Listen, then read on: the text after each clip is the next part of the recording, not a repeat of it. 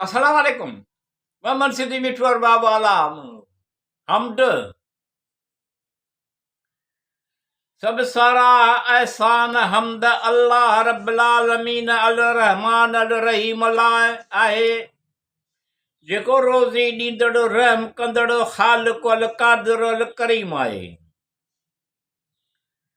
सब सारा एहसान हमद अल्लाह रब्बुल आलमीन अल रहमान अल रहीम लाइ आहे, जेको रोज़ी ॾींदड़ रहम कंदड़ ख़ालिक़ अल क़ादिर अल करीम आहे। उड उड पखीअ खे कुदरत जी अता कयल सलाहियत मुताबिक़ जे ज़मीन जे अंदरि पाणीअ जी मौजूदगी ॼाणी वठंदो आहे। उड उड पखीअ खे कुदरत जी अता कयल सलाहियत मुताबिक़ जे पाणीअ जे अंदरि पाणीअ जी मौजूदगी ॼाणी वठंदो आहे। हज़रत सुलेमान अलैहिस्सलाम जे ज़माने में हुड हुड पखी पाणीअ जो पटो ॿुधायो, खूह खोटियो वियो, विज़ू करे निमाज़ पढ़ी। अल्लाह रब्बुल आलमीन इज़्ज़त अज़मत जो मालिक आहे।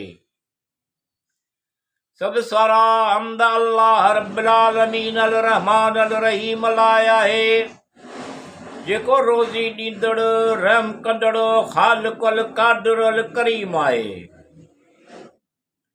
अल्लाह रब्बुल आलमीन जी कुदरत आहे में ढगी बकरी उठे वेठि न पहिरीं अॻियूं टंगूं हेठि करे उठंदी वेंदी आहे।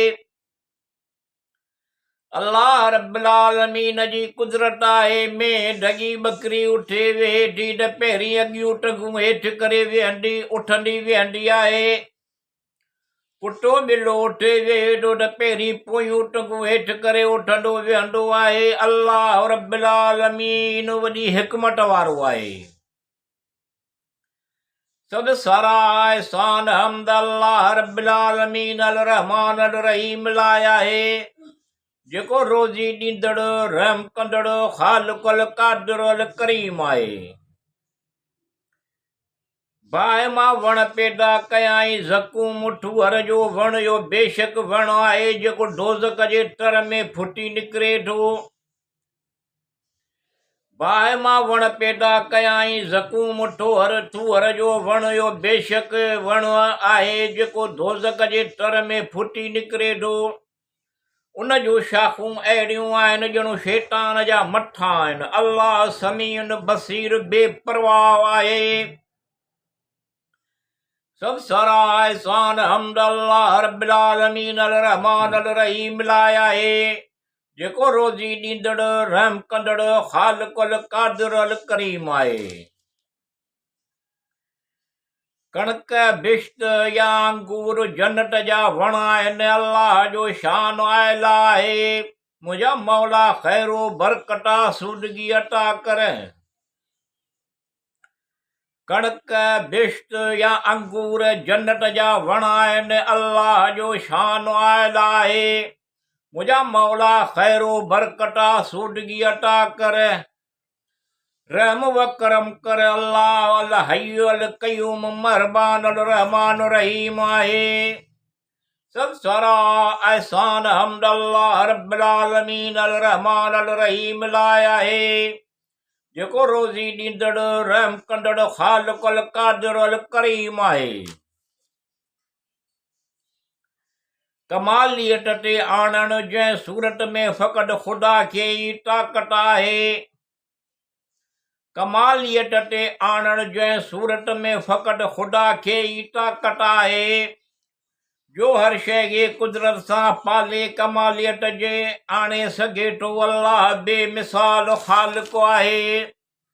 सब सारा एहसान हमद अल्लाह रब्बुल आलमीन अल रहमान अल रहीम लाइ आहे, जेको रोज़ी ॾींदड़ रहम कंदड़ ख़ालिक़ अल क़ादिर अल करीम आहे। या अल्लाह रब्बुल आलमीन अल रहमान अल रहीम, तूं सभु ॼाणींदो, तोखे सभु मालूम आहे। सिहत तंदुरुस्ती नेमत हज़ार अता कर। या अल्लाह रब्बुल आलमीन अल रहमान अल रहीम, तूं सभु ॼाणींदो, तोखे सभु मालूम आहे। सिहत तंदुरुस्ती नेमत हज़ार अता कर। मिठुअ जा मतिलब नेक मक़सद हासिल थियनि स्वामी रूप जा मुश्किल सभु आसान करे सहूलत आसानियूं अता कर। अल्लाह वहाब तव्वाब सत्तार गफ़ार अल रहमान अल रहीम आहे। सब सराय एहसान हम्द अल्लाह रब्बिल आलमीन अल रहमान अल रहीम लाइ आहे, जेको रोज़ी ॾींदड़ रहम कंदड़ अल ख़ालिक़ अल क़ादिर अल करीम आहे।